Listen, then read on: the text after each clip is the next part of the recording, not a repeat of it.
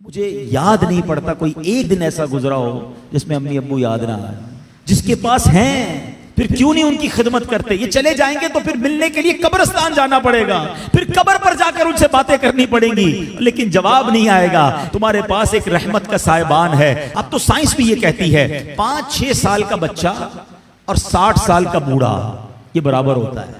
یہ زندگی کا ایک سرکل ہے, بچپن سے شروع ہوتا ہے, جوانی میں جاتا ہے, اور پھر وہاں سے 40 کے بعد عمر ڈھلنا شروع ہوتی ہے. اور بچہ جس طرح 6 سال کا ہوتا ہے نا, نارملی 60 سال 65 سال کا بندہ اسی طرح کا ہو جاتا ہے. اب مجھے ایک بات کا جواب دیجئے, 5 یا 6 سال کا بچہ آپ کے گھر میں ہو اور وہ کوئی سوال آپ سے بار بار کرے, آپ ناراض ہوتے ہیں؟ کیونکہ ہمیں یہ سمجھ آ گئی ہے کہ ابھی 6 سال کا ہے, اس کا انڈرسٹینڈنگ لیول کم ہے, اس کی لسننگ پاور کم ہے, اس کے دماغ میں ابھی اتنی وسعت نہیں ہے, بچہ ہے اس لیے ضد کر رہا ہے. جس دن آپ یہ سمجھ گئے کہ 60 سال کے بعد تقریباً کم و بیش سننا مشکل ہو جاتا ہے, سمجھنا مشکل ہو جاتا ہے, ضد آ جاتی ہے, فرمائشیں شروع ہو جاتی ہیں, اب آپ اس کو انجوائے کریں. اب اس میں چڑچڑاپن نہ لائیں کہ کیا امی روز بار بار ایک ہی بات کرتی ہو, تمہیں سمجھ تو کچھ آتا نہیں, ابو آپ کو سنائی نہیں دیتا. اللہ اکبر, تم ان سے اس طرح بات کر رہے ہو جنہوں نے تمہیں پال پوس کر بڑا کیا. اللہ کی قسم اب خدمت کا موقع آیا ہے. حقیقت کی بات بتاؤں, خوش نصیب ہے وہ اولاد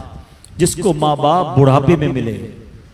ارے کئی ایسے ہیں جو ماں باپ کو بڑھاپے سے پہلے ہی کھو بیٹھے ہیں, اور خوش نصیب ہے وہ اولاد جس کو ماں باپ نے خدمت کا موقع دیا.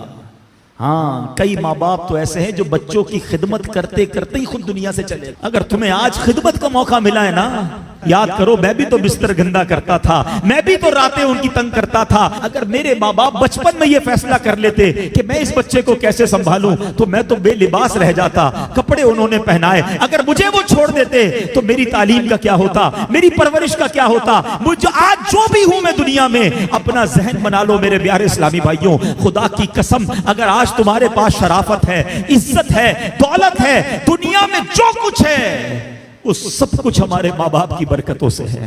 ہم کچھ بھی نہ ہوتے اگر ماں باپ ہمارا ہاتھ نہ پکڑتے ہیں. اور آج بوڑھے ماں باپ بوجھ لگتے ہیں, آج ان کی بیماری بری لگتی ہے. آج ماں باپ کو بچہ کہہ رہا ہے میں رات کو دوائی نہیں دلاتا, صبح لے جاؤں گا. اسی بچے کو آدھی رات کو اس کا دوست فون کرے, یار میری موٹر سائیکل خراب ہو گئی ہے, پریشان ہو گیا ہوں. ارے تیرے لیے جان حاضر, ابھی آتا ہوں. دوست کے لیے ٹائم ہے تمہارے پاس, ماں باپ کے لیے ٹائم نہیں ہے. واللہ میں صحیح بتاؤں, ان بچوں کے پیسوں کا نصیب جاگا ہے کہ جن بچوں کے پیسے ماں باپ پر خرچ ہو جائیں. لوگ بچے یہ بھی کہہ رہے ہوتے ماں باپ کو کہ یہ میرے ہیں, میں آپ کو کیوں دوں, میں نے کمائے, تف ہے. یہ کوئی باتیں کرنے والی باپ سے, جس باپ نے اپنے پیٹ کاٹ کاٹ کر ہمیں کھلایا, اپنی خواہشیں مار مار کر. ہو سکتا ہے کبھی بچپن میں کسی کھلونے کی دکان سے ہم گزرے ہوں اور ہم نے کہا ابو یہ کھلونا لینا ہے, باپ کے جیب میں پیسے تھوڑے ہوں, باپ نے اپنے لیے کچھ خریدنے کا سوچا ہو, مگر سوچا ہوگا کوئی بات نہیں جوتے نہیں لیتا, کوئی بات نہیں آج یہ والا کھانا نہیں کھاتا, بچہ رو رہا ہے اس کو کھلونا دلا دوں. انہوں نے ہماری خواہشیں پوری کی, اور آج بچہ یہ کہہ رہا ہے کہ یہ پیسے میرے ہیں.